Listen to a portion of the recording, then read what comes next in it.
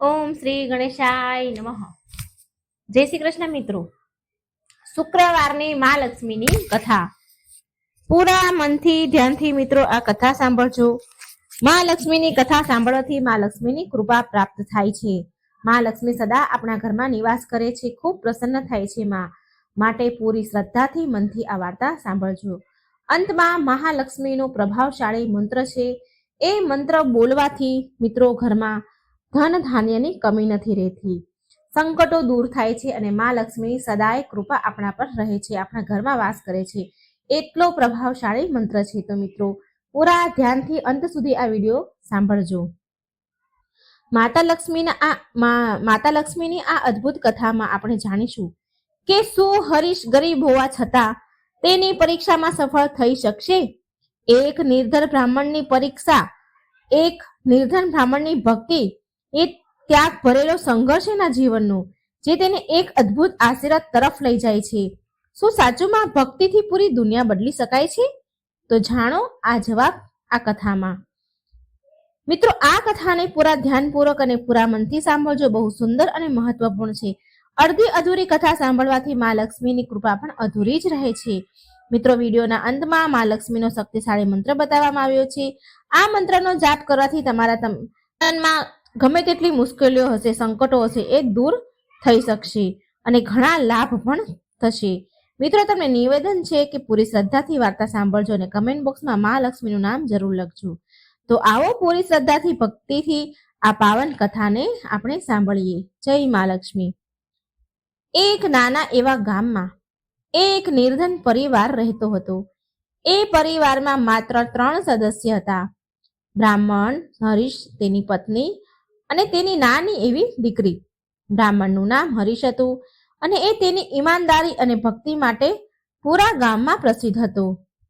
પણ તેની ગરીબી એટલી બધી હતી, એટલી વધારે ગરીબી હતી અને કે 2 સમયનું ભોજન મેળવવું ને એ તો એના માટે બહુ જ કઠણ થઈ પડતું હતું. હરીશ રોજ ગામના મંદિરમાં પૂજા પાઠ કરે અને મા લક્ષ્મીની પૂજા કરે, એમના મંત્ર જાપ કરે, સેવા પૂજા કરે. મા લક્ષ્મીનો પરમ ભક્ત હતો અને તેને વિશ્વાસ હતો કે એક ના એક દિવસ તો મા લક્ષ્મી એનાથી જરૂર પ્રસન્ન થશે અને તેની ગરીબી દૂર થશે. તેની પત્ની સુજાતા પણ આ ગરીબ કઠણ જીવનમાં હરીશનો પૂરો સાથ આપતી હતી.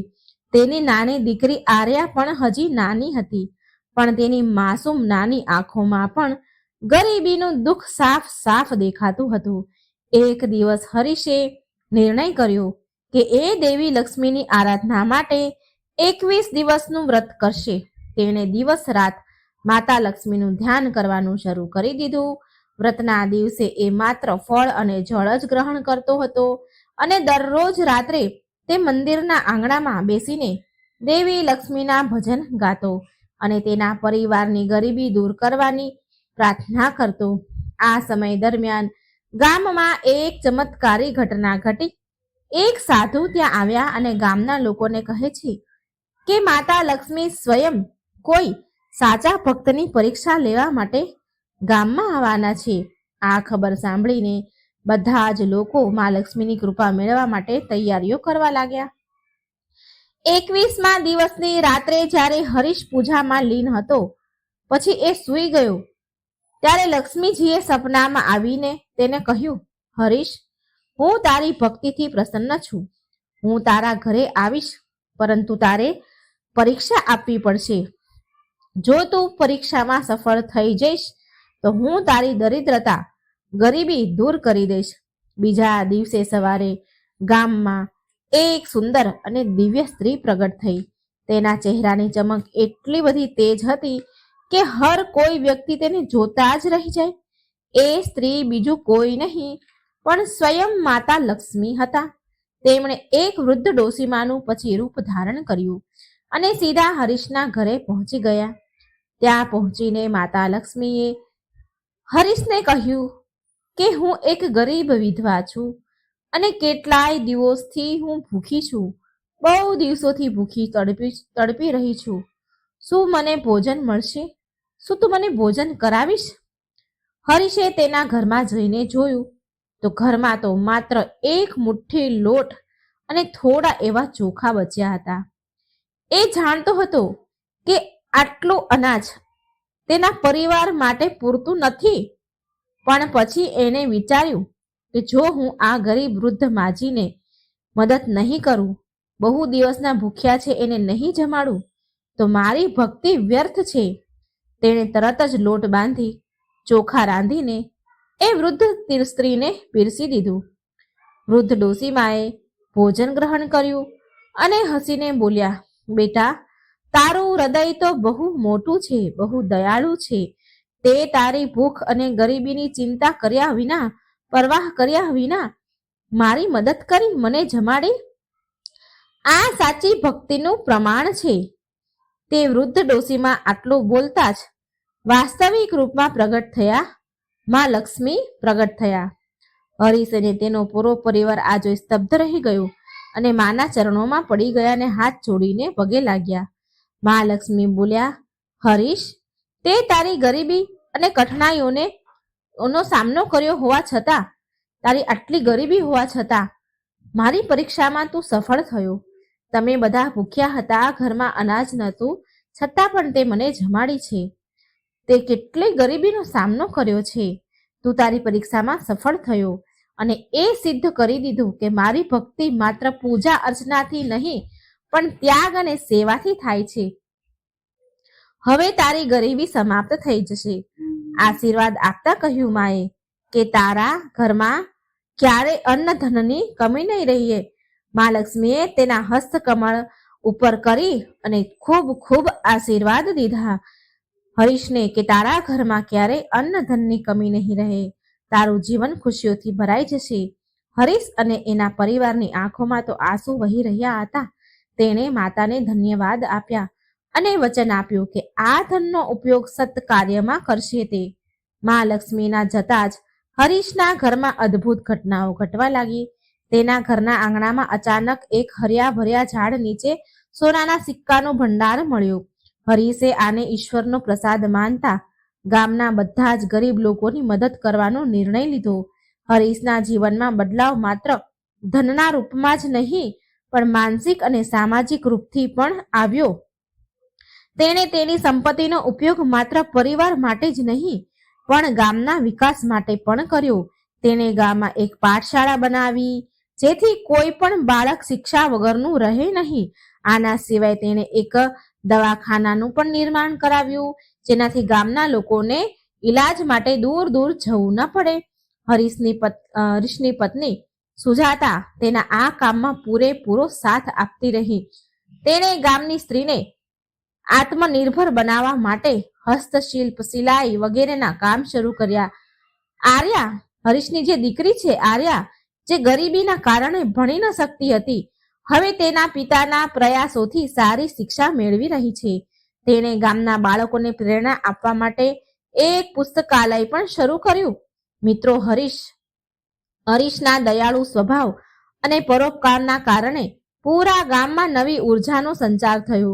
લોકો વધારે મહેનતુ અને ઈમાનદાર બનવા લાગ્યા. મા લક્ષ્મીની કૃપાથી આખું એ ગામ સમૃદ્ધ થયું. ગામમાં હવે દરેક ઘરમાં ખુશીઓ હતી. લોકો એકબીજાની મદદ કરવા માટે હંમેશા તૈયાર રહેતા હતા. હરીશે એની સમૃદ્ધિનો ઉપયોગ પોતાના ગામને આદર્શ બનાવવામાં કર્યો. બાળકોની શિક્ષામાં વધારે ધ્યાન આપવામાં આવ્યું અને ખેડૂતો માટે સિંચાઈના સારામાં સારા સાધનો ઉપલબ્ધ કરાવ્યા. ગામમાં નાના નાના ગૃહ ઉદ્યોગોની સ્થાપના કરવામાં આવી, જેથી કે ગામના દરેક વ્યક્તિને રોજગાર મળવા લાગે. મિત્રો, એક દિવસ આર્યાએ તેના પિતાને પૂછ્યું કે પિતાજી, શું આ બધું સાચુમાં મા લક્ષ્મીની કૃપાથી થયું છે? હરીશે હસીને કહ્યું, હા બેટા, પરંતુ મા લક્ષ્મી માત્ર એની જ મદદ કરે છે જે સાચા હૃદયથી મહેનત અને પરોપકાર કરે છે, દયા ભાવના રાખે છે. આપણે હંમેશા એ યાદ રાખવું જોઈએ કે આપણી સમૃદ્ધિનો અર્થ બીજાની સેવા કરવાનો છે. આ વાત સારી રીતે સમજી લેજે. આર્યાએ આ વાત બરાબર હૃદયમાં ઉતારી અને ત્યારબાદ આર્યાએ ગામના બાળકોને ભણાવવાનું નક્કી કર્યું. તેણે માત્ર બાળકોની શિક્ષા જ નહીં, પણ નૈતિક મૂલ્યોનો પાઠ પણ ભણાવ્યો. એ ઈચ્છતી હતી કે ભવિષ્યમાં કોઈ પણ બાળક તેના સપનાઓને અધૂરા ન છોડે. મિત્રો, એક દિવસ હરીશે ગામના બધા લોકોને બોલાવીને એક મોટો ઉત્સવ આયોજિત કર્યો. એ ઉત્સવમાં તેણે મા લક્ષ્મીની ભવ્ય મૂર્તિની સ્થાપના કરી અને પૂરા ગામના લોકોને કહ્યું કે સાચી ભક્તિનો અર્થ માત્ર ભગવાનની પૂજા કરવાનો નથી હોતો, પરંતુ તેના બધા જ જીવોની સેવા કરવાનો છે. જ્યારે તમે બીજાની મદદ કરો છો તો ઈશ્વર તમારી મદદ જાતે જ કરે છે. ઉત્સવ દરમિયાન ગામના લોકો હરીશને તેના પરિવારની પ્રશંસા કરવા લાગ્યા. બધાએ પ્રણ લીધા કે બધા માતા લક્ષ્મીની કૃપાથી હરીશની જેમ બીજાની મદદ કરશે, ગામને હજી વધારે ને વધારે સુંદર અને સમૃદ્ધ બનાવશે. મિત્રો, આ કથા આપણને શીખવાડે છે કે કઠણમાં કઠણ પરિસ્થિતિ હંમેશા આવે જ છે, પણ જો આપણે સાચા દિલથી ભગવાન પર વિશ્વાસ કરીએ તો બીજાની મદદ કરીએ, હંમેશા તૈયાર રહીએ તો દરેક સમસ્યાનું સમાધાન થઈ શકે છે અને ભગવાન આપણી મદદે પણ જરૂર ને જરૂર આવે છે. હરીશની આ કથા શીખવે છે કે સાચું સુખ માત્ર ધનમાં નથી હોતું, બીજા સાથે આપણી ખુશી વેચવામાં પણ હોય છે. માતા લક્ષ્મીની કૃપાથી હરીશ અને તેનું ગામ આદર્શ સ્થાન બની ગયું, જ્યાં દરેક વ્યક્તિ સુખ દુઃખના સાથી હતા.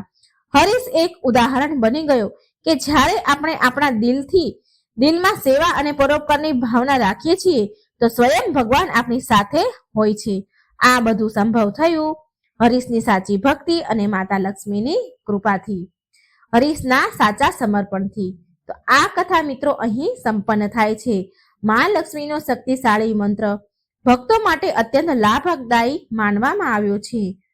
માતા લક્ષ્મીનો શક્તિશાળી મંત્ર આ પ્રમાણે છે: ઓમ શ્રીમ ક્લીમ મહાલક્ષ્મી મહાલક્ષ્મી ઐ સર્વ સૌભાગ્ય દેહી મે સ્વાહા. આ મંત્ર શક્તિશાળી મંત્ર છે. મિત્રો, નિયમિત રૂપથી 108 વાર જાપ કરવામાં આવે તો મા લક્ષ્મીના મંત્રનો જાપ 108 કરવામાં આવે 108 વાર તો ખૂબ જ લાભદાયી સાબિત થાય છે. જાપ કરતા સમયે તલના તેલનો દીવો કરવો જોઈએ, એ અત્યંત લાભદાયી છે. આ મંત્રનો જાપ જો નિયમિત રૂપથી કરવામાં આવે તો તમારી અંદર આત્મબળ અને સાહસનો સંચાર થાય છે. આ માત્ર સંકટ જ દૂર નહીં કરે, પરંતુ સફળતા અને શાંતિ પણ પ્રદાન કરનારો આ મંત્ર છે.